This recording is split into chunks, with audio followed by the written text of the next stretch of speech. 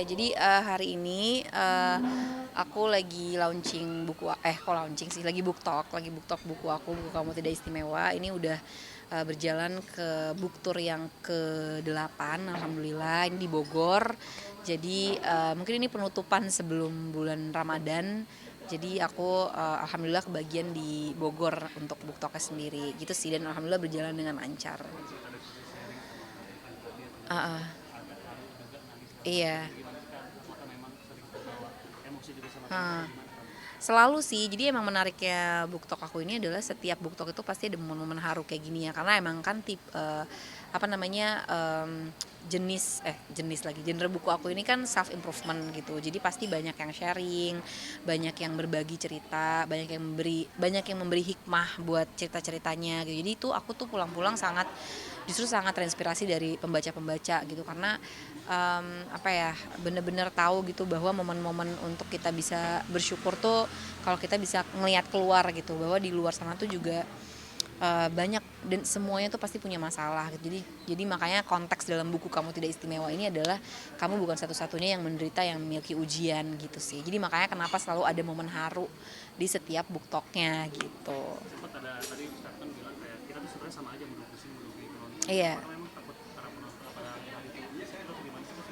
Sebenarnya enggak sih, tapi emang itu menghindari dan meminimalisir apa namanya, hasad sebenarnya. Karena kan lagi-lagi yang tadi aku bilang, ujian tuh bukan cuman di apa namanya, kesedihan, tapi ujian kenikmatan. Ya maksudnya yang sedang aku rasakan saat ini kan alhamdulillah aku sebagai penulis duduk di sini gitu. Nah, jangan sampai itu memancing orang untuk menjadi hasad gitu, menjadi kayak, oh kok gue nggak bisa kayak gitu, kok gue nggak gini, kok gue gini gitu. Jadi apa yang bisa aku lakukan sebagai narsum bisa meminimalisir sebisa mungkin kemudaratan ya.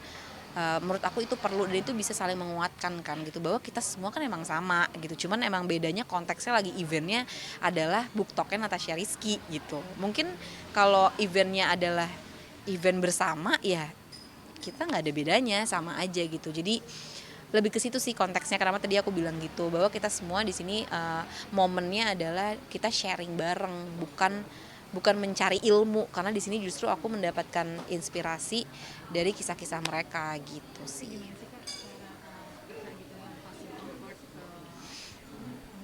Mm-mm. Hmm. Aku seneng banget sih, aku segala puji bagi Allah sih, aku bersyukur gitu, karena momen aku nulis buku Kamu Tidak Istimewa ini dan juga buktur-buktur ini bener-bener menguatkan aku sih gitu. Karena ujiannya bener-bener banyak banget sih yang takjub gitu loh. Aku banyak mendengar yang bisa satu keluarga bisa meninggal dalam waktu yang sama gitu. Itu kan bener-bener kayak kita kayak lagi dengerin sirah nabi gitu. Itu beneran terjadi kan di zaman terdahulu gitu. Terus ada yang ditinggal nikah udah hari H, aduh macem-macem. Ada juga yang suaminya nggak pulang-pulang lah, ada yang musuhan sama ibunya setahun, ada yang mau bunuh diri, subhanallah gitu. Dan kan aku relate semua sama itu, maksudnya kita pasti pernah ngerasain titik-titik terendah itu. Makanya kenapa aku bikin sih Kamu Tidak Istimewa ini.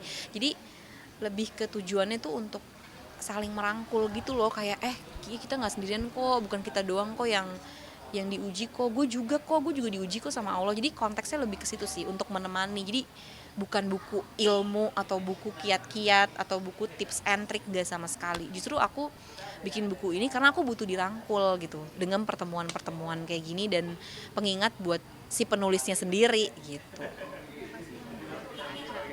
Iya. Yeah. Yang buat Kak Aca bisa apa ya, untuk nulis sepanjang ini gitu sampai jadi buku, seperti apa sih Kak Sorry, kisahnya? aku nggak dengar tadi. Gimana sih kisah Kak Aca gitu ya dalam menulis buku ini sampai akhirnya launching dan juga buku Uh-uh. sampai 8 kota gitu. Iya, jadi sebenarnya kalau ngomongin inspirasi itu udah pasti dari kisah hidup aku sendiri, keluarga, orang-orang terdekat, teman-teman, dan juga bahkan orang-orang yang nggak aku kenal sekalipun, kayak pertemuan-pertemuan ini gitu. Tapi sebenarnya itu udah pasti relate ya sama kehidupan aku, karena biar bagaimanapun kita kan pasti pernah merasakan titik terendah kita, pernah merasakan keterpurukan, kehilangan, berharap, kecewa, terus pernah merasa selalu mengandalkan diri sendiri dalam menghadapi ujian. Terus kesombongan, terus banyak banget gitu tentang kesabaran dan segala macam.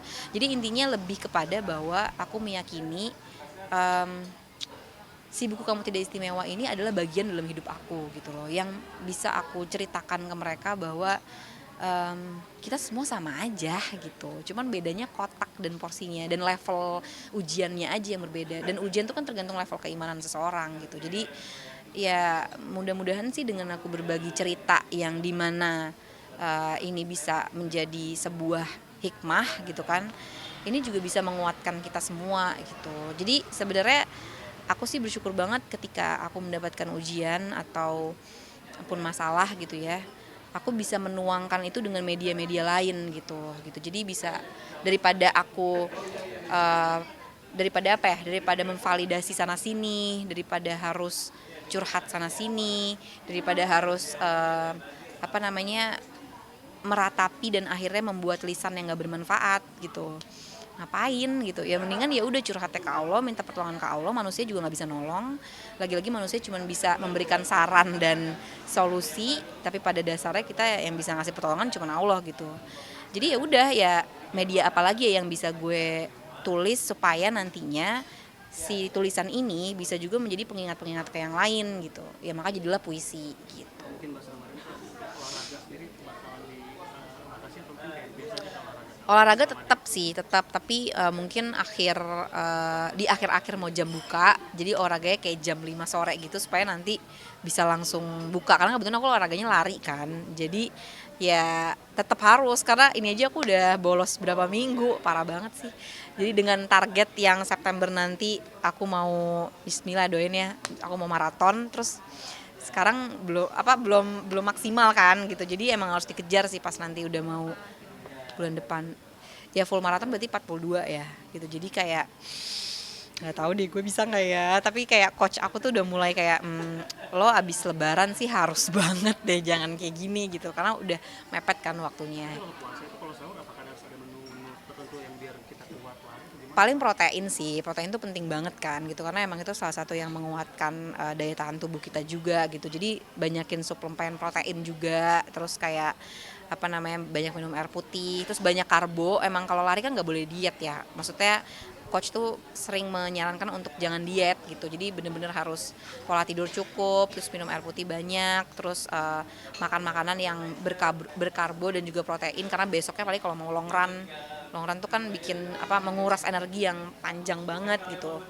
Jadi itu sih kayaknya lebih ke pola hidupnya yang harus lebih diperbaikin lagi gitu loh. Tips dari coach ada nggak kalau untuk biar jaga stamina gitu ketika bulan puasa harus lari atau kayak harus ada apa namanya, jangan terlalu jauh terus atau mungkin ada sakit dan Mungkin aku lebih ke saran dari coach-coach aku ya, mungkin lebih ke pilih waktu yang tepat aja sih untuk bisa olahraga, apalagi lari ya gitu. Jadi kalau memang dirasa kapasitas tubuhnya merasa nggak kuat untuk lari di pagi hari yang nantinya kita akan puasa lama, lebih baik memilih waktu di jam-jam yang mungkin emang udah deket buka gitu, kayak misalnya jam 5 sore gitu. Dan waktu tuh paling kalau long run pun paling kayak cuma 30 menit gitu. Jadi jangan dipaksakan gitu, karena kan ya itu kita butuh ion tubuh ya gitu. Lari tuh sangat-sangat menguras ini banget, tenaga banget gitu. Jadi ya gitu sih ya, dan santai, mungkin bisa jogging aja, nggak yang long run beneran, nggak yang interval gitu-gitu. Jadi mungkin pilih yang jogging santai aja sih gitu. tapi tahun lalu sempat gak sih, tahun lalu sempat kayak lari pun nggak sih mungkin? Enggak, tahun lalu tahun lalu aku nggak olahraga sama sekali malah. Jadi emang baru tahun ini sih aku kayak segala cabur kayaknya gue lakuin gitu. Kapan lagi hype nih lari? Sebenarnya kalau lari aku udah dari dulu sih sebenarnya, cuman emang baru mulai lari lagi ya sekarang aja gitu. Tapi kalau masalah hype sekarang ini momennya, mau itu hype atau enggak, selama itu positif ya kenapa enggak, selama kita nggak ngerugiin orang lain ya udah. Justru karena kita ngedapetin hype dari si pelari-pelari yang udah duluan ini kan, mereka menjadi membawa dampak positif buat kita gitu ya. Walaupun pasti banyak lah ya komen-komen yang bilang ini pasti lagi hype nih gini ya. Ya udah biarin aja, emang gue ngerugiin lo kan? Enggak kan, emang ini buat badan gue sendiri, untuk tubuh gue sendiri, untuk konten gue sendiri, yang dimana ya siapa tahu orang yang tadinya cuman goler-goler di tempat tidur jadi gue kayak pengen lari deh kayak si ini, kayak kece juga ya, mungkin dia kan juga jadinya FOMO, tapi kan setidaknya FOMO-nya membuat jadi manfaat itu buat tubuh dia sendiri gitu sih. Oke. Boleh nggak minta update-nya sedikit kesehatan Mbak Nah itu gue udah tahu pasti ujungnya itu. Udah loh, mau udah loh. Udah loh. Emang bener-bener nih. Pokoknya mau Ramadan Kak, kalau aku mau. Alhamdulillah udah sehat sih, udah pulang ke rumah juga, udah apa namanya ya tapi masih ini sih masih daya tahan tubuhnya masih lemes banget. Tapi alhamdulillah beliau udah sehat sih, udah kembali belum beraktivitas banyak tapi udah istirahat di rumah gitu. Kapan tuh masuk rumah sakit? Masuk rumah sakit kayaknya pas tanggal berapa ya? Kayak pokoknya aku ingat masuk rumah sakit itu sekitar 5 hari sih gitu. Sekarang udah dirawat di rumah. Udah alhamdulillah udah sehat, udah pulih juga. Mungkin minggu depan udah bisa siap kerja lagi, jadi mohon doanya aja. Anak-anak gimana Kak responnya ngeliat papanya sakit? Ya gimana ya, kalau bapaknya sakit ya pasti sedih lah. Ya maksudnya kayak mereka kayak ngedoain ayahnya, ayah semoga racunnya bisa cepat-cepat pergi. Ayah makanya jangan kerja-kerja terus, si Miguel kan tuh. Jadi ya mereka sedih lah gitu ayahnya masuk rumah sakit. Tapi ayahnya kan selalu membangun narasi positif ya, narasi semangat walaupun lagi sakit pun untuk ke anak-anaknya. Jadi masya Allah semoga Allah jaga.